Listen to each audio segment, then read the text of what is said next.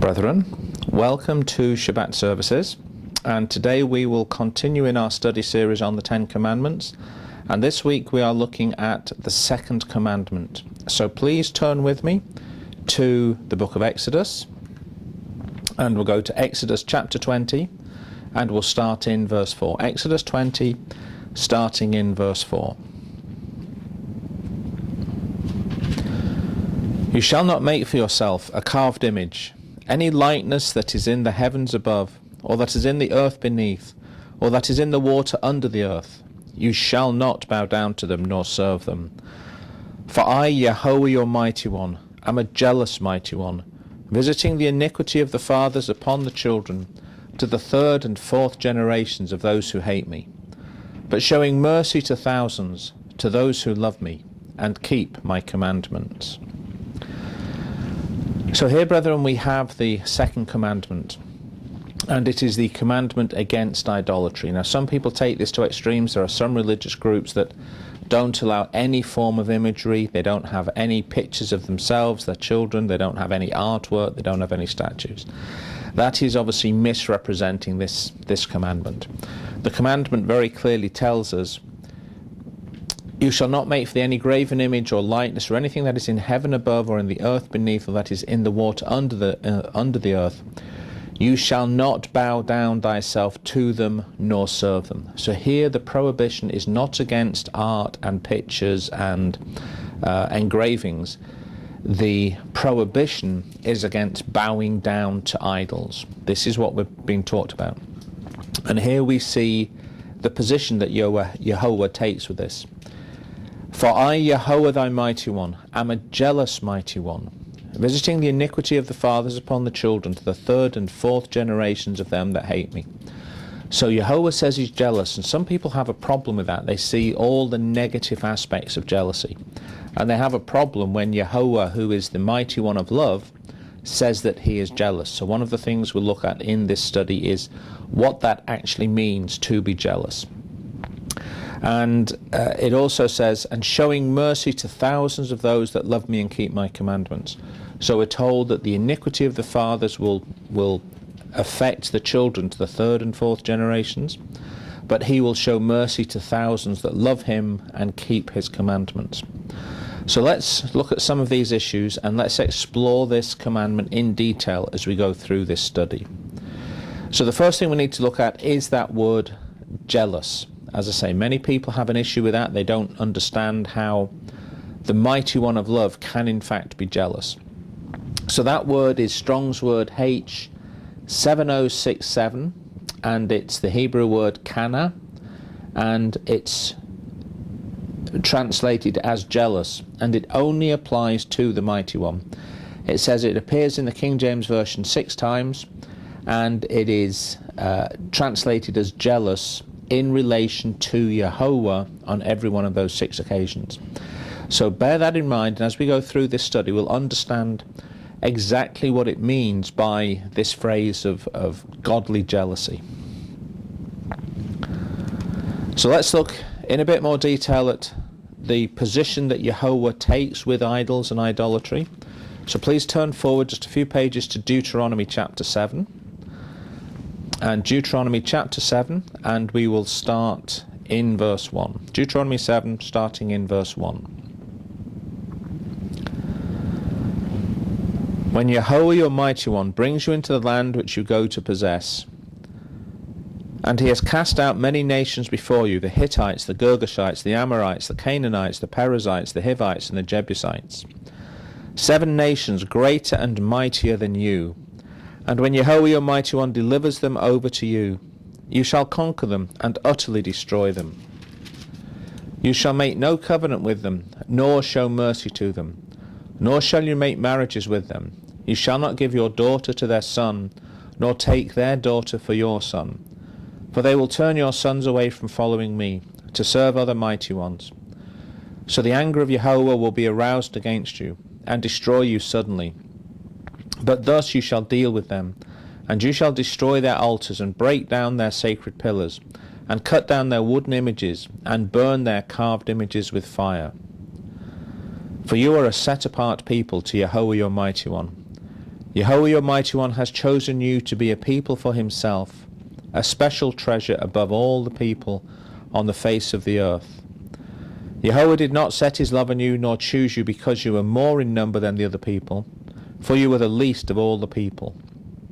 But because Yahweh loves you, and because he would keep the oath which he swore to your fathers, Yahweh has brought you out with a mighty hand, and redeemed you from the house of bondage, from the hand of Pharaoh, king of Egypt.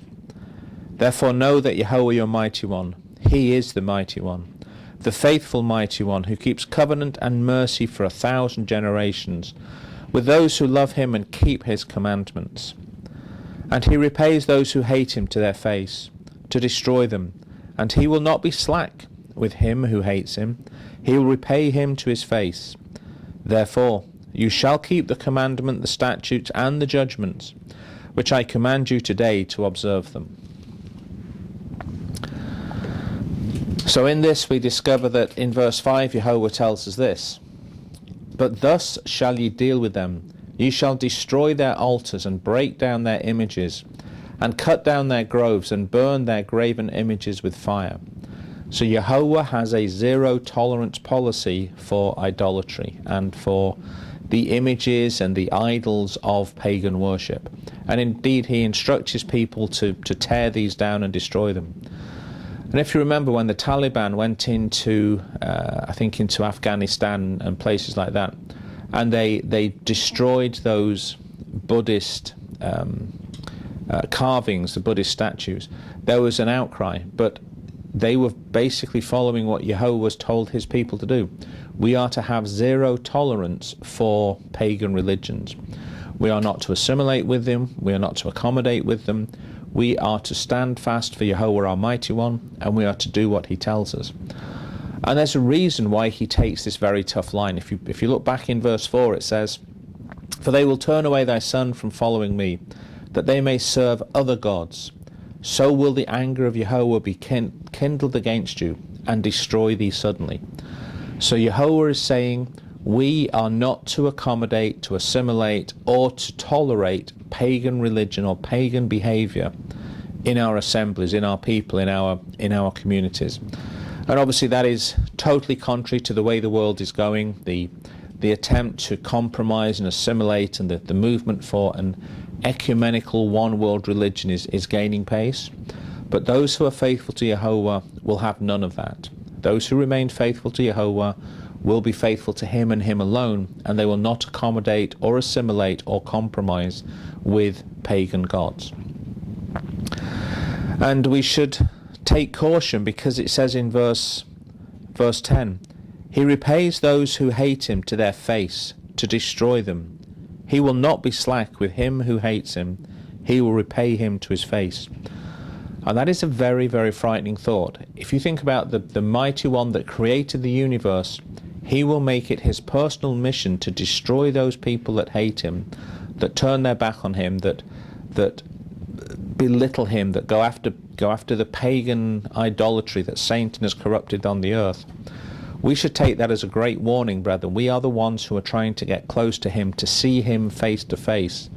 And he says he will look on the face of those whom he destroys, those who hate him, and those who try and turn his people away from him into idolatry. So that is a very powerful warning for us to take, that we have to be sincere, we have to be totally committed to the word of Yahweh and to the teachings he gives us. So let's understand more about this concept of idolatry. Let's turn back just a couple of pages to Leviticus 26, and let us understand what Yahweh tells us in this. This is the chapter called the Promise of Blessing and Retribution. It's a parallel chapter to the Blessings and Cursings chapter that we find in Deuteronomy. So the first part of this chapter is about the blessings that Yahweh has for us. Leviticus 26 and verse 1. You shall not make idols for yourselves, neither a carved image or a sacred pillar shall you rear up for yourselves, nor shall you set up an engraved stone in your land, or bow down to it, for I am Yahweh your mighty one. You shall keep my Sabbaths, and reverence my sanctuary. I am Yahweh. If you walk in my statutes and keep my commandments and perform them, then I will give you rain in its season, the land shall yield its produce, and the trees of the field shall yield their fruit. Your threshing shall last till the time of the vintage, and the vintage shall last till the time of the sowing. You shall eat your bread to the full, and dwell in your land safely. I will give peace in the land, and you shall lie down, and none will make you afraid. I will rid the land of evil beasts, and the sword will not go through your land, but will chase your enemies, and they shall fall by the sword before you. 5 of you shall chase 100, and 100 of you shall put 10,000 to flight. Your enemies shall fall by the sword before you. For I will look on you favourably, and make you fruitful, multiply you, and confirm my covenant with you. You shall eat the old harvest, and clear out the old because of the new. I will set my tabernacle among you, and my soul shall not abhor you. I will walk among you and be your mighty one, and you shall be my people. I, Yahweh your mighty one, who brought you out of the land of Egypt, that you should not be their slaves, I have broken the bands of your yoke, and made you walk upright. So this is the blessing that Yahweh puts on his people if we obey him, if we follow his commandments. And as he says in verse 1, ye shall make no idols, nor graven image, neither rear you up a standing image, neither shall you set up any image of stone in your land, to bow down unto it, for I am Yahweh your mighty one. So again we see here that the prohibition is against the worship of these false idols. It's not against artwork, it's not against carvings and statues, it's against bowing down to graven images, to false images. And this is the affirmation that's in the beginning of the positive part of this chapter. But of course we're told we are not to do it, and as we know, the rest of that chapter, the next verses up to verse 46, tells us all the things that Yahweh will do against us if we don't obey his commandments. And of course that is the time that we are coming to as a people. But the prohibition is that we do not make any idol or graven image to bow down to them. So Yahweh obviously emphasized this several times, but unfortunately part of human nature, because we are physical beings and because we are tactile and because we have difficulty assimilating the non-physical, processing the ideas about non-physical things, we have a tendency to want to make these icons and images. And in Exodus chapter 32 we are given an example of how quickly Israel fell into disgrace because of this idolatry. So let's turn there please. Exodus 32, and we'll start in verse 1. Now when the people saw that Moses delayed coming down from the mountain, the people gathered together to Aaron and said to him, Come, make us gods that shall go before us. As for this Moses, the man who brought us up out of the land of Egypt, we do not know what has become of him. And Aaron said to them, Break off the golden earrings which are in the ears of your wives, your sons and your daughters, and bring them to me. So all the people broke off the golden earrings which were in their ears, and brought them to Aaron. And he received the gold from their hand, and he fashioned it with an engraving tool, and made a moulded calf. Then they said, This is your God, O Israel, that brought you out of the land of Egypt. So when Aaron saw it, he built an altar before it, and Aaron made a proclamation and said, Tomorrow is a feast to Yahweh. Then they rose early on the next day, offered burnt offerings and brought peace offerings, and the people sat down to eat and drink, and rose up to play. And Yahweh said to Moses, Go, get down, for your people whom you brought out of the land of Egypt have corrupted themselves. They have turned aside quickly out of the way which I commanded them. They have made themselves a moulded calf and worshipped it, and sacrificed to it, and said, This is your God, O Israel, that brought you out of the land of Egypt. And Jehovah said to Moses, I have seen this people, and indeed it is stiff-necked. It is a stiff-necked people. Now therefore, let me alone, that my wrath may burn hot against them, and I may consume them, and I will make of you a great nation. Then Moses pleaded with Yahweh his mighty one and said, Yahweh, why does your wrath burn hot against your people whom you have brought out of the land of Egypt, with a great power and with a mighty hand? Why should the Egyptians speak and say, He brought them out to harm them, to kill them in the mountains, and to consume them from the face of the earth? Turn from your fierce wrath, and relent from this harm to your people. Remember Abraham, Isaac, and Israel, your servants, to whom you swore by your own self, and said to them, I will multiply your descendants as the stars of heaven, and all this land, as I have spoken of, I give to your descendants, that they shall inherit it forever. So Yahweh relented from the harm which he said he would do to his people. And Moses turned and went down from the mountain, with the 2 tablets of the testimony were in his hand.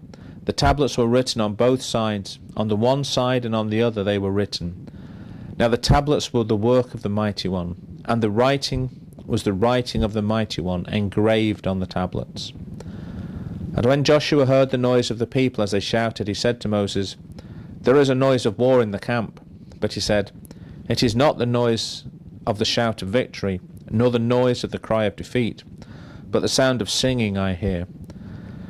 So it was, as soon as he came near the camp, that he saw the calf and the dancing. So Moses' anger became hot, and he cast the tablets out of his hands, and broke them at the foot of the mountain. Then he took the calf which they had made, burned it in the fire, and ground it to powder, and scattered it on the water, and made the children of Israel drink it. And Moses said to Aaron, What did this people do to you, that you have brought so great a sin upon them? So Aaron said, Do not let the anger of my master come hot. You know that the people, that they are set on evil. For they said to me, Make us gods that shall go before us. As for this Moses, the man who brought us out of the land of Egypt, we do not know what has become of him. And I said to them, Whoever has any gold, let them break it off. So they gave it to me, and I cast it into the fire, and this calf came out. So when Moses saw that the people were unrestrained, for Aaron had not restrained them to their shame among their enemies, then Moses stood in the entrance of the camp and said, Whoever is on Yahweh's side, come to me. And all the sons of Levi gathered themselves together to him. And he said to them, Thus says Yahweh, Mighty One of Israel, Let every man put his sword on his side, and go in and out from entrance to entrance throughout the camp. And let every man kill his brother, every man his companion, every man his neighbour. So the sons of Levi did according to the word of Moses. And about 3,000 men of the people fell that day. Then Moses said, Consecrate yourselves today to Yahweh, that he may bestow on you a blessing this day, for every man has opposed his son and his brother. Now it came to pass on the next day, that Moses said to the people, You have committed a great sin. So now I will go up to Yahweh. Perhaps I can make atonement for your sin. Then Moses returned to Yahweh and said, Oh, these people have committed a great sin, and have made for themselves a god of gold. Yet now, if you will, forgive their sin, but if not, I will pray, blot me out of your book which you have written. And Yahweh said to Moses, Whoever has sinned against me, I will blot him out of my book. Now therefore go, lead the people to the place which I have spoken to you. Behold, my angel shall go before you. Nevertheless, in the day when I visit for punishment, I will visit punishment upon them for their sin. So Yahweh plagued the people because of what they did with the calf which Aaron made. So obviously that is the story of the golden calf, and it's in Exodus chapter 32. And if you think about it, that's only 12 chapters after the 10 Commandments were given. And we hear the utter nonsense of the people. In verses 4 and 5 it said, And he received them at their hand, and fashioned it with a graving tool. And he made it a molten calf, and they said, These be thy gods, O Israel, which brought thee up out of the land of Egypt. And when Aaron saw it, he built an altar before it. And Aaron made a proclamation and said, Tomorrow is a feast to Yahweh. So the delivery of the 10 Commandments was still very fresh in their minds. Moses was still on the mountain with Yahweh. This was within 40 days of them hearing Yahweh speak to them. They saw the mountain burning. They saw the thundering and the lightning. They were in absolute fear and dread of Yahweh. and yet less than 6 weeks later they were making a molten calf. And hear the idiocy. These are our gods that brought us out of Egypt. This golden calf did not bring them out of Egypt. Jehovah brought them out of Egypt. This is a man-made doctrine. It's a man-made thing. But they needed something tangible. And this is the problem we face as human beings. We are physical beings. We need something that we can grasp hold of. We need something physical. And this is why there is this natural tendency within people to turn to idolatry, to turn to physical images. And we have to guard against that, brethren. The only image that we are given as a sign for Jehovah is the menorah. That is what we should be looking to. All other images are false. The cross is false. The six-pointed star is false. All of the symbols that we see, the idols that we see in mainstream churches are all false idolatry. The only symbol that Jehovah gave us to symbolize his spirit is the burning menorah that symbolizes the burning bush. Everything else is a form of idolatry. And we see here, even in Israel, within 6 weeks of Jehovah speaking to them personally, in verse 5 it says, "And when Aaron saw it, he built an altar before it, and Aaron made a proclamation, said, 'Tomorrow is a feast to Jehovah.'" Well, we know it wasn't a feast to Jehovah. Jehovah's feasts are very different. But as soon as man steps in the way, he makes his own rules. And here we see this trend that's continued throughout history. Man-made worship, man-made idols, and these false statements, tomorrow is a feast to Jehovah. And we need to understand this is a human failing, it's a continual failing, but it's something we have to guard against. We have to do what Jehovah says to us to do, and we have to be diligent not to fall into idolatry. And do we see this continuing in our society? Well, let's turn forward to Jeremiah chapter 10 and let's understand. Jeremiah 10, and we'll start in verse 1. "Hear the word which Jehovah speaks to you, O house of Israel. Thus says Jehovah, do not learn the way of the Gentiles. Do not be dismayed in the signs of heaven. For the Gentiles are dismayed at them. For the customs of the people are futile. For one cuts a tree from the forest, the work of the hands of the workman and the axe. They decorate it with silver and gold. They fasten it with nails and hammers, so that it will not topple. They are upright like a palm tree, and they cannot speak. They must be carried, because they cannot go by themselves. Do not be afraid of them, for they cannot do evil, nor can they do any good. Inasmuch as there is none like you, O Jehovah, you are great, and your name is great and mighty. Who would not fear you, O King of the nations?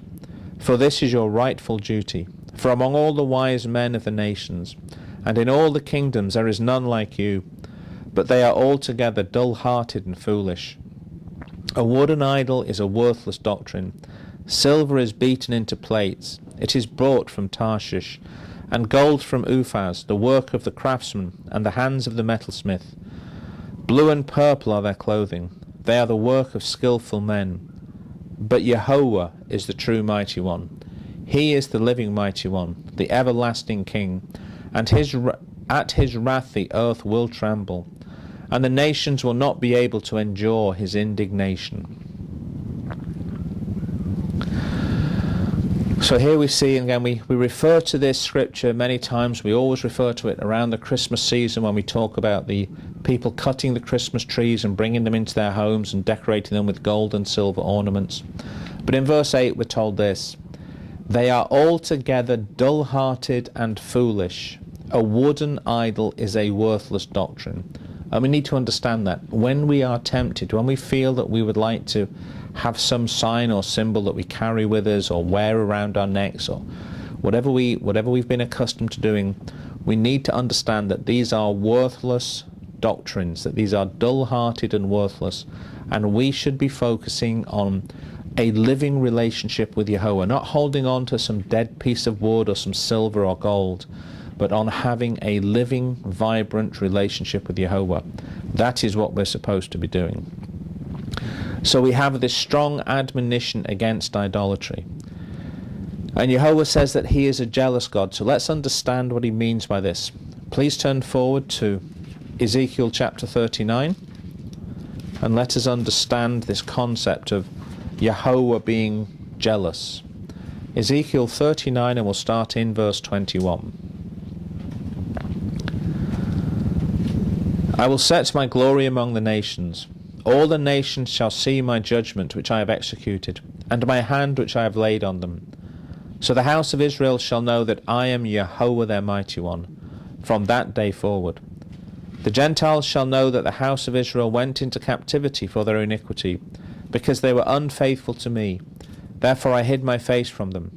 I gave them into the hand of their enemies, and they all fell by the sword. According to their uncleanness, and according to their transgressions, I have dealt with them, and hidden my face from them. Therefore thus says the Master Yahweh, now I will bring back the captives of Jacob, and have mercy on the whole house of Israel. And I'll be jealous for my set-apart name. After they have borne their shame, and all their unfaithfulness, in which they were unfaithful to me, when they dwelt safely in their own land, and no one made them afraid, when I have brought them back from the people, and gathered them out of their enemies' hands, and I am hallowed in them in the sight of many nations, then they shall know that I am Yahweh their mighty one, who sent them into captivity among the nations, but also brought them back to their land, and left none of them captive any longer. And I will not hide my face from them any more, for I shall have poured out my spirit on the house of Israel, says the Master Yahweh. So here we see another aspect of Yahweh being jealous. In verse 25 it says this, Therefore thus saith the Master Yahweh, Now I will bring again the captivity of Jacob, and have mercy upon the whole house of Israel, and will be jealous for my set-apart name.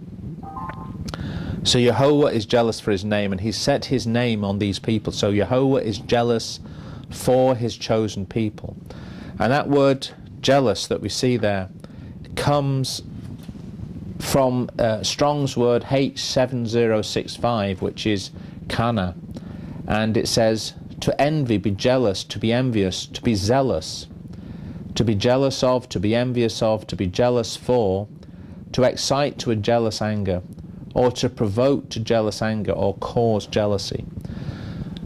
So we see that this is talking about jealousy, envy, and zeal, and that's an important aspect. When we're talking about jealousy in this aspect, it's not necessarily just the negative aspect we're talking about. We're talking about being zealous for something, having a zeal for something. And H7065 is the root word of Quana 7067, which is what we read at the beginning, which is the word which is only ever applied to Yahweh. So here we see that within this context of jealousy, we can actually come to the understanding that he is zealous for his people, and he expects his people to be zealous for him. So we see here that this jealousy is not the bitter envy that we see in human desire and in human relations. This jealousy is more of a zeal, a zealousness for his people, and indeed the expectation that we should be zealous for him. So when he says he is a jealous mighty one, he has zeal for his people, he has zeal for his set-apart possessions, he has zeal for those who love him, and in return he expects us to be zealous for him. So we cannot have a relationship with him if we're lukewarm, if we're half-hearted. We need to be jealous, and this jealousy or this zeal, this zealousness needs to be directed towards him and him alone. Let's look at another example of this jealousy or this zeal. Let's turn forward just a few pages to Zechariah chapter 8, and we'll start in verse 1. Zechariah chapter 8, starting in verse 1.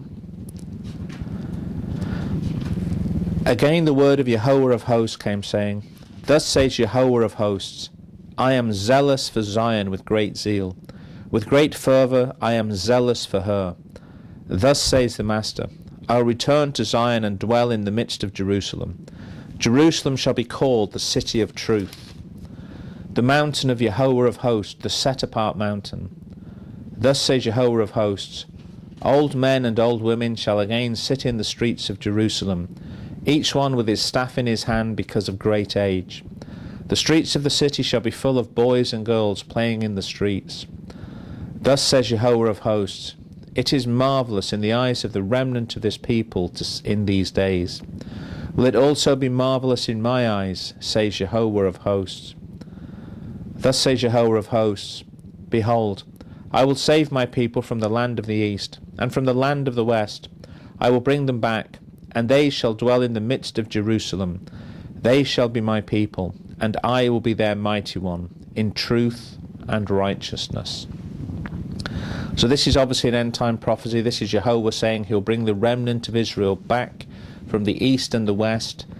And in verse 2 he says this, Thus saith Jehovah of hosts, I was jealous for Zion with great jealousy, and I was jealous for her with great fury.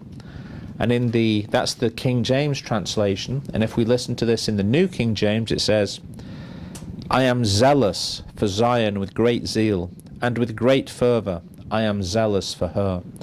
So here we see the translators between the King James and the New King James have applied this logic that the jealousy of Jehovah is in fact zeal for his people, zeal for his nation, zeal for those who love him. And so now we can understand how Jehovah says, I am a jealous mighty one. He is zealous for his beings, for his people, for those who love him, and he has enthusiasm for us, but we need to reciprocate that. And just in case you're thinking this is a uniquely Old Testament position, let's turn forward to the New Testament, and this time we'll go to 2 Corinthians. And we'll go to 2 Corinthians chapter 11, and we'll start in verse 1. 2 Corinthians 11, starting in verse 1. Oh, that you would bear with me in a little folly, and indeed you do bear with me. For I am jealous for you with godly jealousy.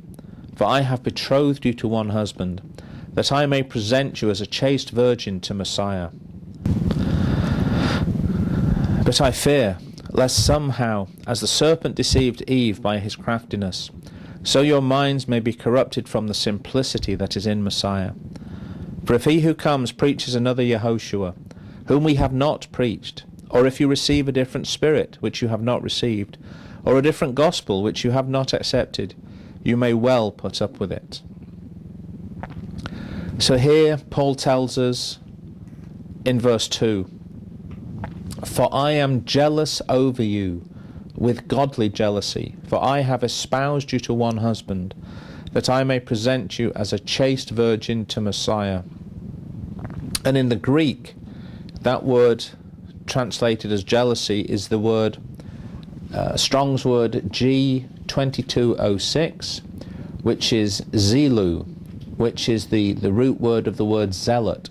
And here it says, to burn with zeal, to be heated or boil with envy, hatred and anger.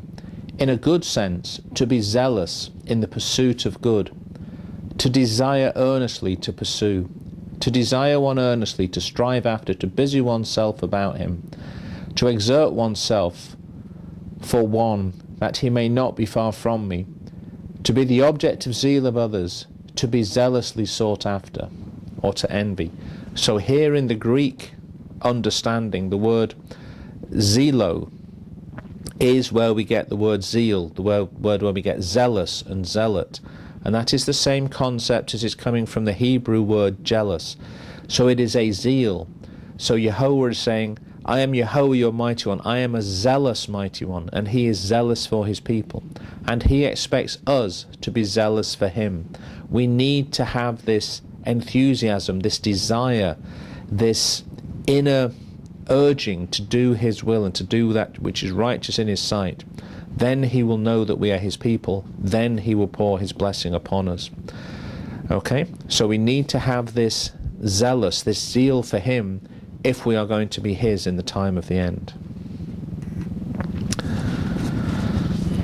So why would he pour out the iniquity of the fathers on the children to the third and fourth generation of those who hate me?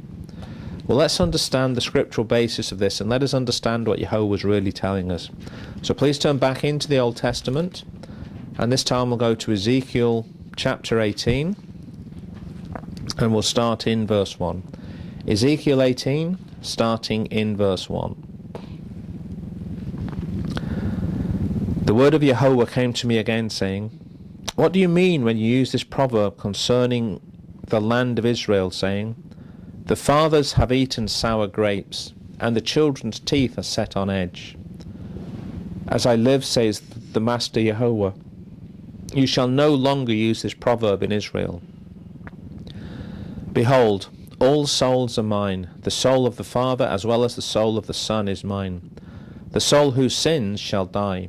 But if a man is just, and does what is lawful and right, if he has not eaten on the mountain, nor lifted up his eyes to the idols of the house of Israel, nor defiled his neighbour's wife, nor approached a woman during her impurity, if he has not oppressed anyone, but has restored to the debtor his pledge, has robbed no one by violence, but has given his bread to the hungry, and covered the naked with clothing, if he has not exacted usury, nor taken any increase, but has withdrawn his hand from iniquity, and executed true judgment between man and man, if he has walked in my statute, and kept my judgments faithfully, he is just.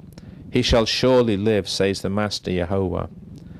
If he begets a son who is a robber, or a shedder of blood, who does any of these things, and does none of those duties, but has eaten on the mountains, or defiled his neighbour's wife, or has oppressed the poor and needy, robbed by violence, nor restored the pledge, lifted his eyes to the idols, or committed abomination, if he has exacted usury or taken increase, shall he then live?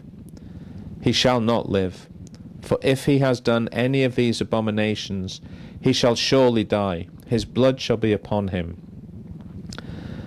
If, however, he begets a son, who sees all the sins which his father has done, and considers, but does not do likewise, who has not eaten on the mountain, nor lifted his eyes to the idols of the house of Israel, nor defiled his neighbour's wife, has not oppressed anyone, not withheld a pledge, nor robbed by violence, but has given his bread to the hungry, and covered the naked with clothing, who has withdrawn his hand from the poor, and not received usury or increase, but has executed my judgments, and walked in my statutes, he shall not die for the iniquity of his father, he shall surely live.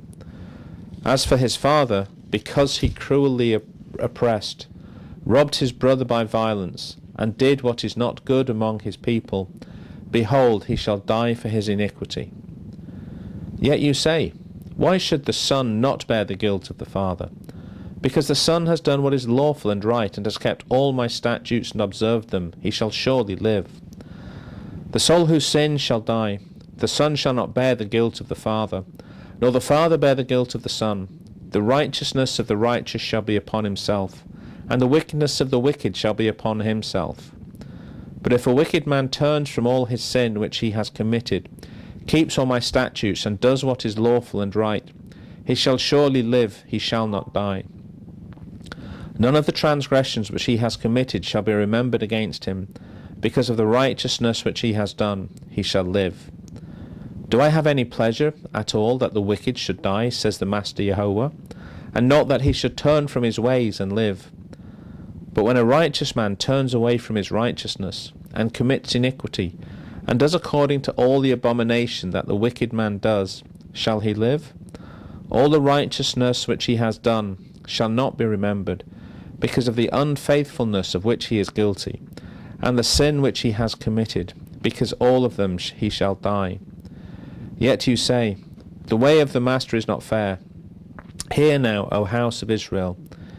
Is it not my way which is fair, and your ways which are not fair? When a righteous man turns away from his righteousness, commits iniquity and dies in it, because of the iniquity which he has done, that he dies. Again, when a wicked man turns away from the wickedness which he has committed, and does what is lawful and right, he preserves himself alive. Because he considers and turns away all the transgressions which he committed, he shall surely live, he shall not die. Yet the house of Israel says, The way of the master is not fair. O house of Israel, it is not my ways which are fair, and your ways which are not fair. Therefore I will judge you, O house of Israel, every one according to his ways, says the Master Yahweh. Repent, and turn from all your transgressions, so that the iniquity will not be your ruin. Cast away from you all the transgressions which you have committed, and get yourselves a new heart and a new spirit. For why should you die, O house of Israel? For I have no pleasure in the death of one who dies, says the Master Jehovah. Therefore turn and live. So is this a contradiction? Jehovah says he will mete out the sins of the fathers to the third and fourth generation of those who hate him. But here is saying the son shall not die for the sin of the father. What is Jehovah telling us here?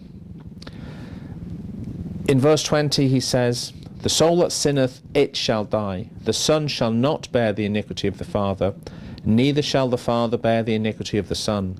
The righteousness of the righteous shall be upon him, and the wickedness of the wicked shall be upon him.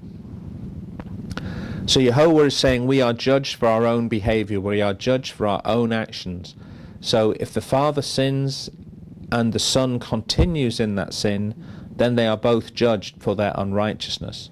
However, if the father sins and the son does not sin, the son turns away, as we were given in that example. If the father commits idolatry and goes after pagan gods, but the son does not follow in the way of his father, then the son will be adjudged as righteous and will not bear the iniquity.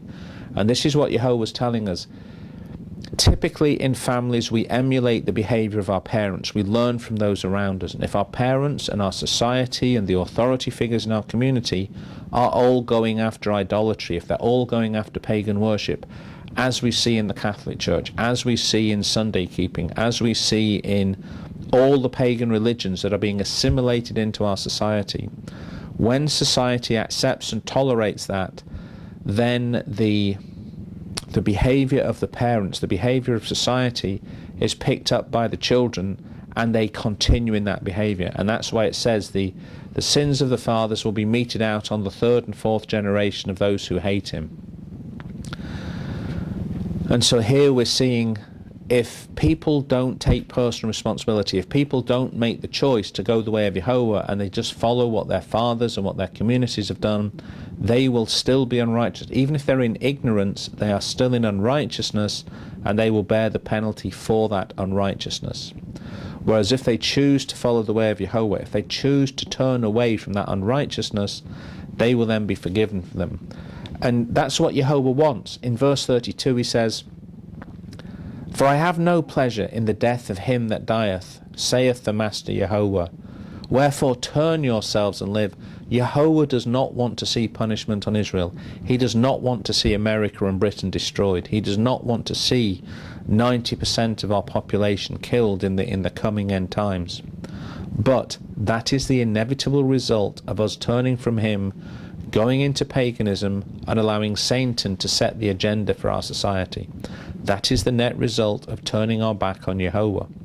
So we have to make a choice, brethren. We can go the way of the world, and as the scripture says, there is a way that seems right to man, but it is the path of destruction. Or we can go down the narrow path. We can stay faithful to Jehovah.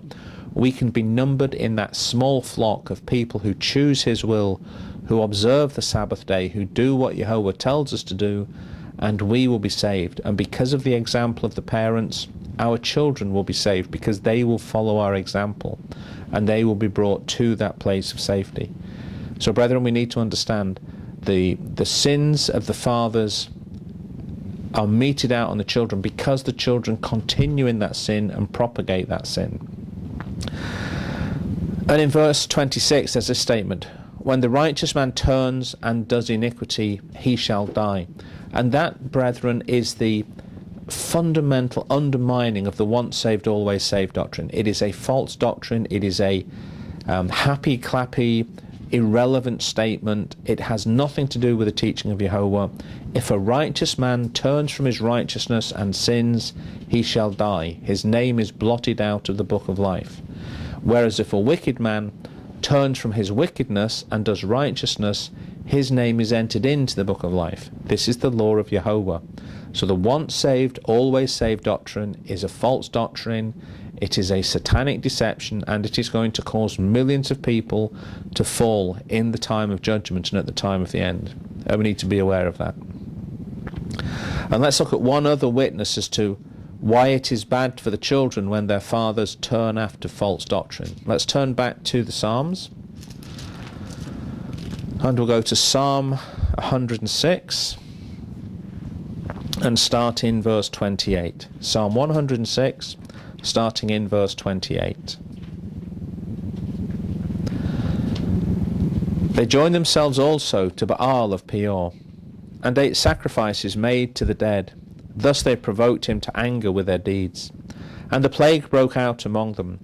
Then Phinehas stood up and intervened, and the plague was stopped. And that was accounted to him for righteousness, to all generations for evermore. They angered him also at the waters of strife, so that it went ill with Moses on account of them, because they rebelled against his spirit, so that he spoke rashly with his lips. They did not destroy the peoples, concerning whom Jehovah had commanded them, but they mingled with the Gentiles and learned their works. They served their idols, which became a snare to them. They even sacrificed their sons and their daughters to demons, and shed innocent blood, the blood of their sons and daughters, whom they sacrificed to the idols of Canaan, and the land was polluted with blood. Thus they were defiled by their own works, and played the harlot by their own deeds. Therefore the wrath of Jehovah was kindled against his people, so that he abhorred his own inheritance, and he gave them into the hand of the Gentiles, and those who hated them ruled over them. Their enemies also oppressed them, and they were brought into subjection under their hand. Many times he delivered them, but they rebelled in their counsel, and were brought low for their iniquity. Nevertheless he regarded their affliction when he heard their cry, and for their sake he remembered his covenant, and relented according to the multitude of his mercies. He also made them to be pitied by all those who had carried them away captive. Save us, O Jehovah, our mighty one, and gather us from among the Gentiles, to give thanks to your set-apart name, to triumph in your praise. Blessed be Jehovah, mighty one of Israel, from everlasting to everlasting. And let all the people say, Amen. So here we can see another reason why the sins of the fathers are bad news for the children. In verses 36 to 38 it tells us this: And they served the idols, which were a snare unto them. Yea, they sacrificed their sons and their daughters unto devils, and shed innocent blood, even the blood of their sons and of their daughters, whom they sacrificed unto the idols of Canaan, and the land was polluted with blood. And this is one of the things we see in many forms of pagan worship, the sacrifice of children. And this is satanic, this is demonic, it is a fundamental evil. It is against the will of Jehovah. And yet when the people of Israel went into the worship of Baal, into Moloch, into the false gods, the demons of the people around them, they were taken up with child sacrifice. And this is where the sins of the fathers can carry on to the death of their own children. And we see this now within Islam. We see, the great phrase that Jehovah sent his only son to die for us, while Allah requires the Muslims to send their children to die for him. So we need to understand Jehovah is the God of love. Jehovah is the mighty one who loves us. He wants us to express that love in our families, to express that love in our communities, and to live and behave in such a manner that we bring many to righteousness. And if you look at our society, the commandment says thou shalt not murder. And yet, because of the medical behaviour of this community, something like over 50 million children have been executed through the medical procedure of abortion. And yet it's considered to be a purely an irrelevant medical procedure. 50 million children. That's more than America has lost in every war that America has ever fought in, executed at our hand, paid for by our tax dollars. And so we need to understand the wrath of Jehovah on this people will soon be upon us, and he will mete out that wrath on those who propagate this demonic and despicable behaviour. But he says in the end, and I will I will mete out my mercy on those who love me and keep my commandments. So let us understand what he means by this statement. Let's turn back to 1 Kings and let us understand the context in which Jehovah says this. Let's go to 1 Kings chapter 9 and we'll start in verse 1. And it came to pass when Solomon had finished building the house of Jehovah, and the king's house, and all Solomon's desire which he wanted to do, that Jehovah appeared to Solomon the second time as he had appeared to him at Gibeon. And Jehovah said to him, I have heard your prayer and your supplication that you have made before me. I have consecrated this house which you have built to put my name there forever, and my eyes and my heart will be there perpetually.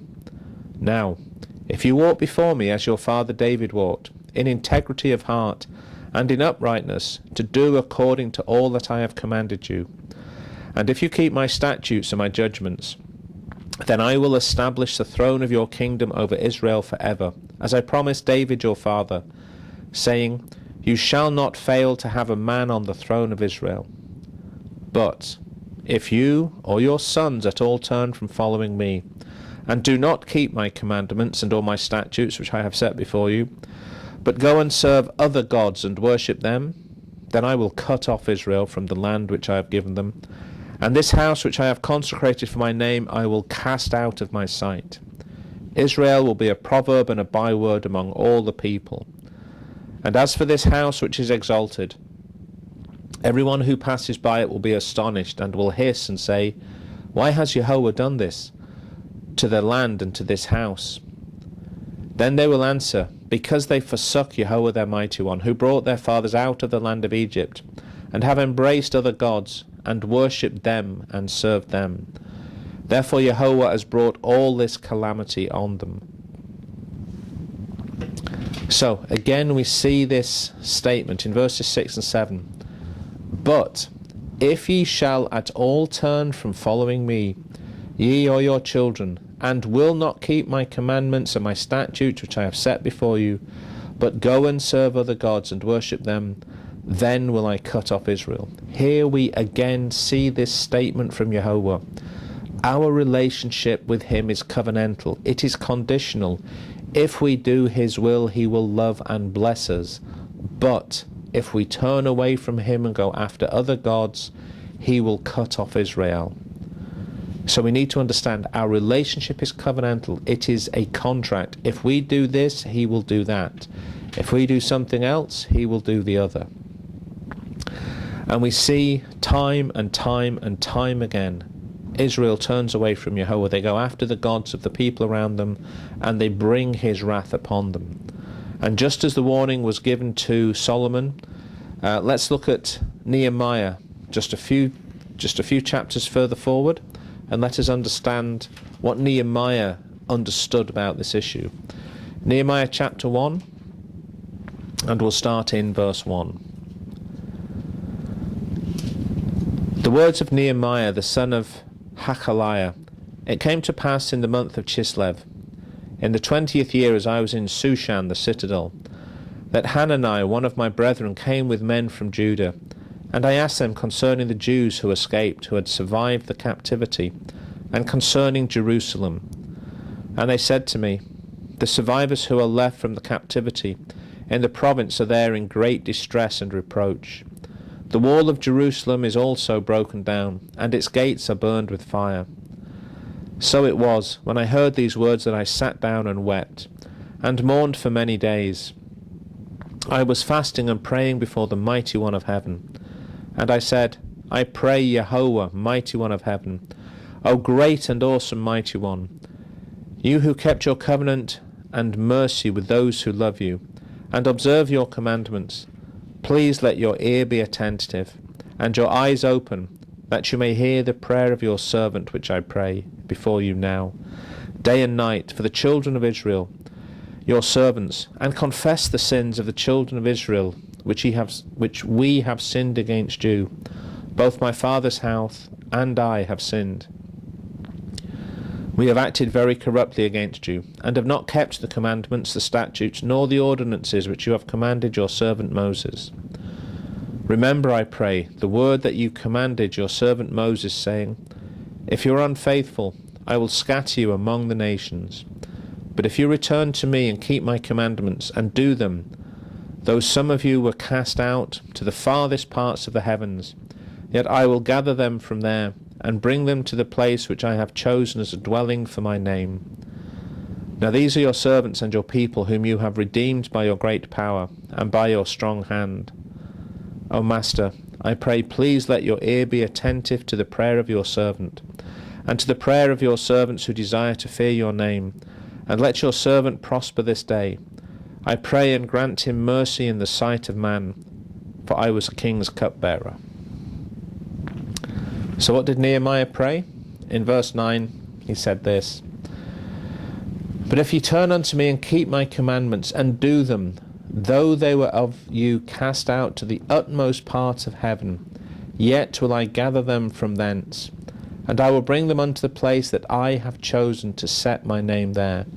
So Yehovah is telling us, if we turn back to him, if we turn to him and keep his commandments and do them, he will bring us back to the land. He will bring us back to the land flowing with milk and honey, to a place where we are safe and protected, to a place where his hand is mighty and righteous.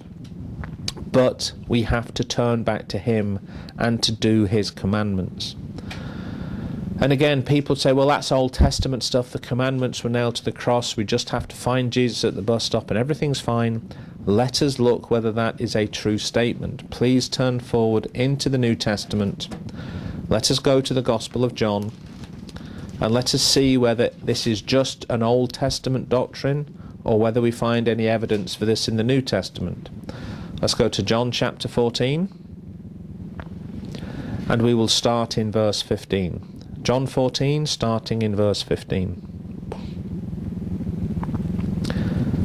If you love me, keep my commandments, and I will pray the Father, and he will give you another Redeemer, who will abide with you forever, the Spirit of truth, whom the world cannot receive, because it neither sees him nor knows him. But you know him, for he dwells with you and will be in you. I will not leave you orphans, I will come to you. A little while longer, and the world will see me no more. But you will see me, because I live, you will live also. In that day you will know that I am in my Father, and you in me, and I in you. He who has my commandments and keeps them, it is he who loves me. And he who loves me will be loved by my Father, and I will love him and manifest myself to him. Judas, not Iscariot, said to him, Master, how is it that you will manifest yourself to us and not to the world?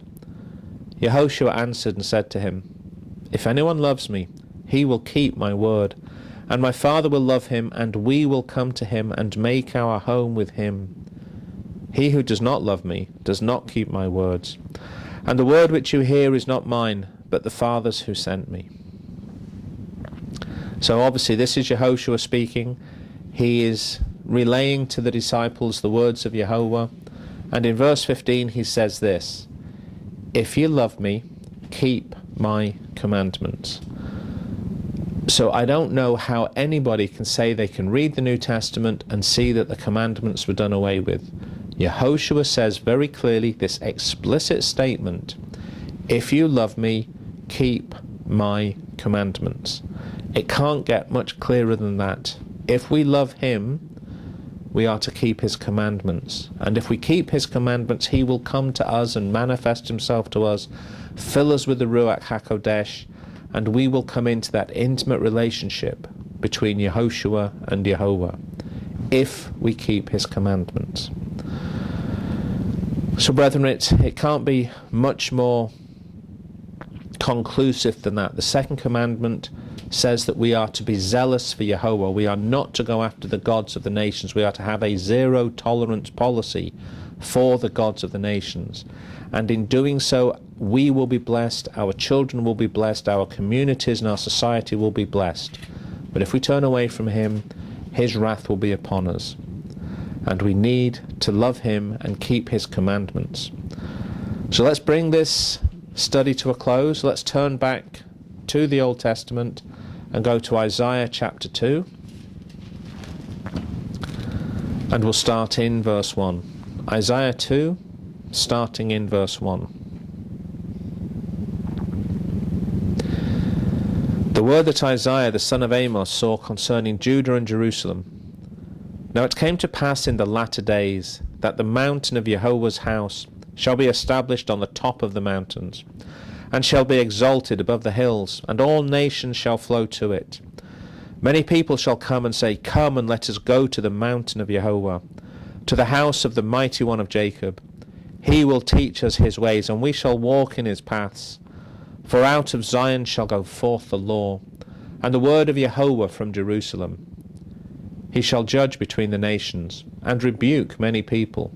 They shall beat their swords into plowshares, and their spears into pruning hooks. Nation shall not lift up sword against nation, neither shall they learn war any more. O house of Jacob, come and let us walk in the light of Jehovah.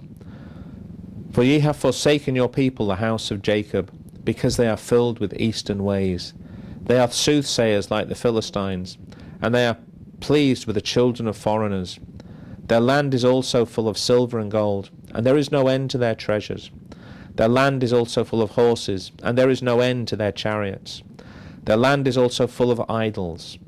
They worship the work of their own hands, that which their own fingers have made. People bow down, and each man humbles himself.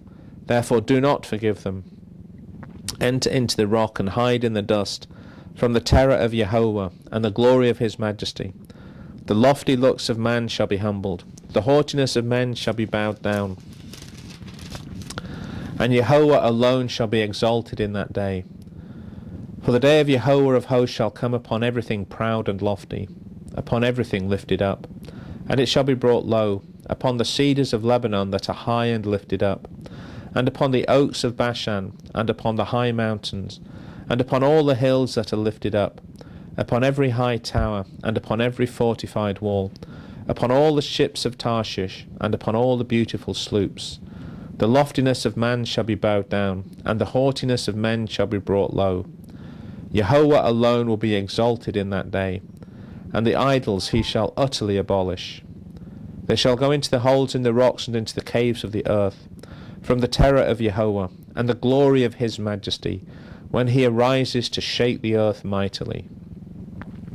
In that day a man will cast away his idols of silver, and his idols of gold, which they made each for himself to worship, to the moles and bats, to go into the clefts of the rocks, and into the crags of the rugged rocks, from the terror of Jehovah, and the glory of his majesty, when he arises to shake the earth mightily.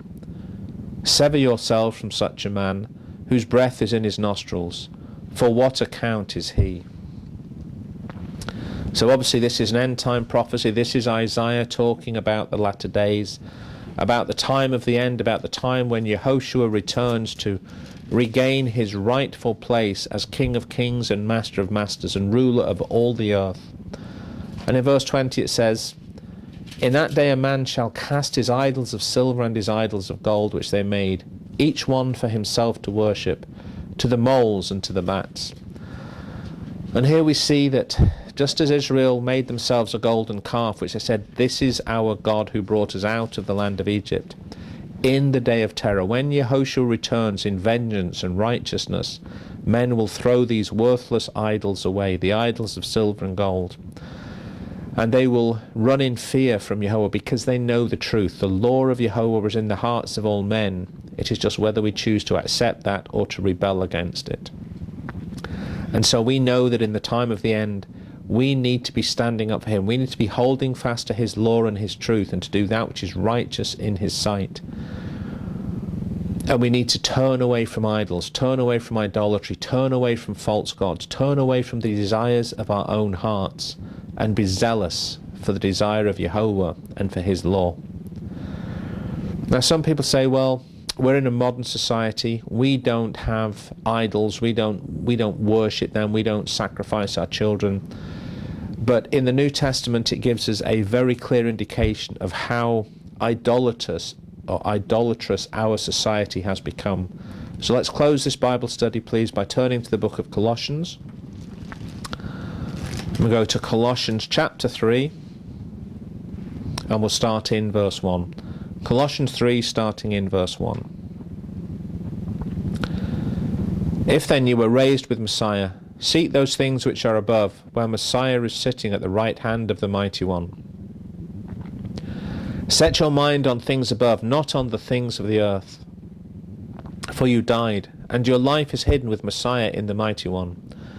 When Messiah, who is our life, appears, then you also will appear with him in glory. Therefore put to death your members which are on the earth: fornication, uncleanness, passion, evil desire, and covetousness, which is idolatry. Because of these things the wrath of the Mighty One is coming upon the deeds of disobedience, in which you yourselves once walked when you lived in them. But now you yourselves are to put off all these: anger, wrath, malice, blasphemy, filthy language out of your mouth. Do not lie to one another, since you have put off the old man with his deeds, and have put on the new man, who is renewed in knowledge according to the image of him who created him. Where there is neither Greek nor Jew, circumcised nor uncircumcised, barbarian, Scythian, slave nor free, but Messiah is in all, and is all and in all. So, brethren, in verse 5 we're told this: Therefore put to death your members which are on the earth: fornication, uncleanness, passion, evil desire, and covetousness, which is idolatry. If you look at the materialism and the carnal nature of our people, if you look at the greed that we see in our leaders, in our society, if you look at the golden calf which is outside of Wall Street, the very symbol of American financial might, has outside of it a golden bull to symbolize the growth of the stock market. This is idolatry, and the covetousness and the materialism and the greed of our society is the idolatry of the 21st century, which has separated us from Yehovah and will cause us to suffer loss when Yehoshua returns. So, brethren, put away your desire for this world, put away your carnal nature, turn to Yehovah, do his commandments, and receive the blessing that comes from being a son of the Mighty One. Amen.